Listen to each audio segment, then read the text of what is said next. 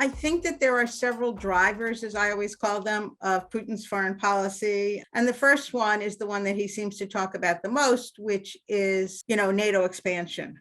I think that is a driver, but I do not agree with some of my international relations theory colleagues who argue that it is the sole motivation of Putin's foreign policy and driving the attack on Ukraine.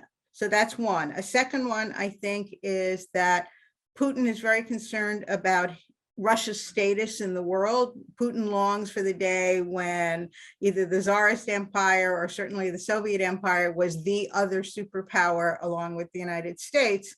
And I've never met the man. I can't tell you that, I am deep inside his head, but I do think that he feels that unless or until Russia controls what the Russians call the post-Soviet space, doesn't mean recreating the Soviet Union, but being the regional hegemon in that part of the world, that somehow he is not co-equal to the United States and is not one of the great powers.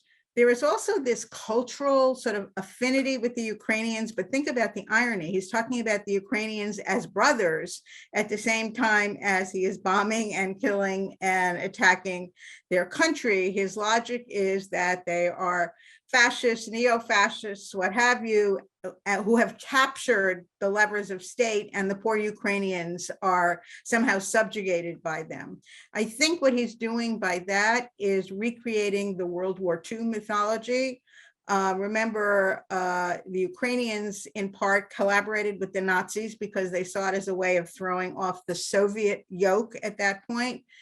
And I think that what Putin is hoping is that for the average Russian, particularly the older average Russian, they will remember the glory days of beating back the fascists, of beating back the Nazis. And that kind of legitimates the attack on Ukraine today, if indeed he's fighting fascists.